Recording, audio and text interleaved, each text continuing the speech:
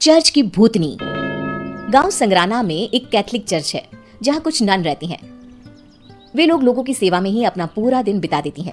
एक रोज अलीमा पर गांव के कुछ लोग चोरी का इल्जाम लगाते हैं। ये खबर सुनकर फादर बहुत दुखी हो जाते हैं और अलीमा को कहते हैं, अलीमा, मुझे तुमसे ये उम्मीद नहीं थी। तुमने इस चर्च और मेरे नाम को खराब कर दिया है। अगर हम जैसे लोग भी सेवा की जगह इस तरह का कोई गलत काम करने लगेंगे तो लोगों में हमारी छवि क्या रह जाएगी। इसलिए तुम्हें इसकी सजा मिलनी ही चाहिए। फादर, मैंने कोई गलती नहीं किया है। आप मेरी बातों का यकीन कीजिए, और अगर आपको लगता है कि आपकी अलीमा, जिसे आपने बचपन से इस चर्च में जगह दी, अपनी बेटी की तरह पाला, वो ऐसा काम कर सकती है, तो आप मुझे जान से भी मरवा देंगे, तब भी मैं कुछ नहीं कहूंगी। कल सुबह मैं सबके सामने तुम्हारी सजा सुनाऊंगा।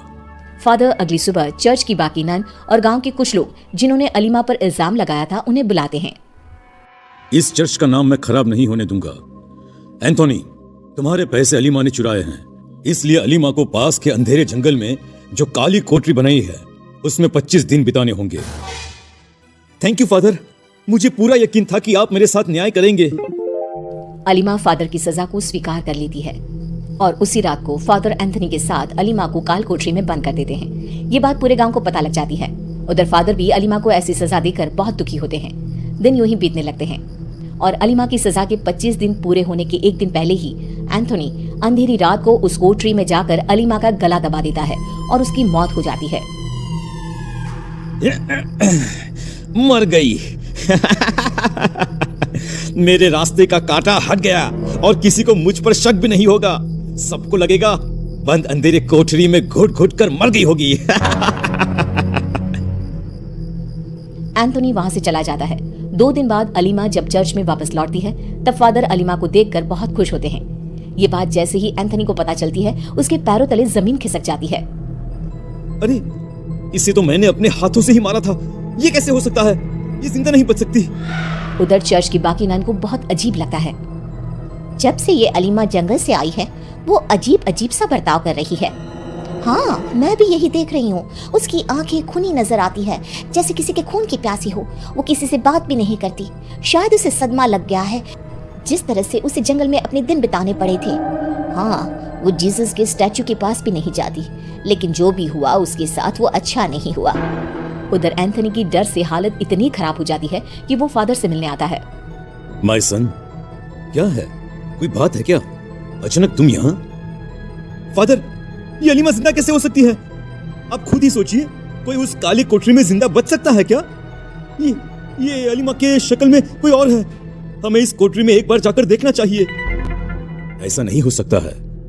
हाँ, लेकिन अगर तुम कह रहे हो तो चलो अभी दिखाते हैं। अलीमा सब कुछ सुन लेती है और उसकी आंखों में खून उतर आता है।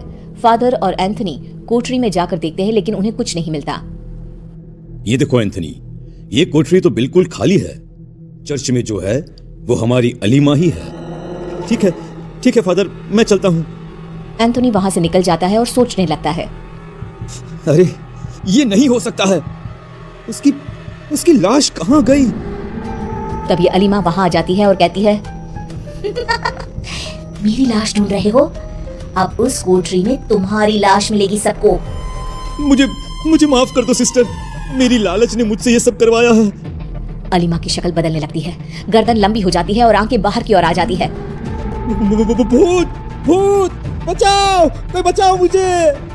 वो यहाँ तेरा पुकार सुनने वाला नहीं है। तेरे साथ साथ वो सब लोग मरेंगे जिन्होंने इस गलत फैसले का समर्थन किया था। अलीमा एंथोनी को मार देती है और उसे काल कोठरी में बंद कर देती है। धीरे धीरे गांव के लोगों की मौत होने लगती है। चर्च में से कुछ नन भी गायब होने लगी। गांव के लोगों में हाहाकार मच गया। कुछ लोग मिलकर मदद के लिए फादर के पास जाते हैं। फादर, हम लोगों को बचाइए। अगर इसी तरह से रोज मौत होने लगी तो हम क्या करेंगे? कहां जाएंगे हम? Do something father, please do something. Oh my children, I will do something. आप लोग फिक्र ना करें। फादर अपने कमरे में बैठे बैठे गहरी सोच में डूबे हैं। उतने में ही उस अंधेरे कमरे में उन्हें एक लड़की नजर आती है। फादर चेयर से खड़े हो जाते हैं। कौन है वहाँ? अलीमा सामने आती है और अपने असली रूप में आ जाती है। मरेंगे, एक एक करके सब मरेंगे। मतलब तुम ही ये सब कर रही थी? इन निर्दोषों को मारकर तुम्हें क्या मिलेगा? निर्दोष? ये लोग ही मेरी मौत का कारण हैं और साथ में तुम भी। अब तुम्हारी बारी है। फादर दौड़कर जीसस के स्टैचू के सामने जाकर प्रेयर शुरू कर देते हैं। भूतनी जीसस के सामने नहीं जा पाती और फादर बच जाते हैं। हाश तो बच गए तुम, अगली बार कौन बचाएगा? मार का खूनी खेल होगा। ये चर्च मेरा है और यहाँ मेरे हिसाब से ही सब चलेगा। पूरी रात प्रेयर करते करते फादर जीसस के पास ही बेहोश हो जाते हैं। सुबह जब बाकी की नन फादर को इस हालत में देखती हैं तो वो घबरा जाती हैं। फादर होश में आकर सबको सब कुछ बता देते हैं।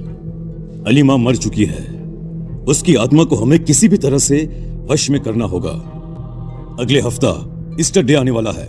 हम लोगों को उसी दिन इस आत्मा को अपने वश में करना होगा, नहीं तो वो पूरे गांव में तबाही मचा देगी।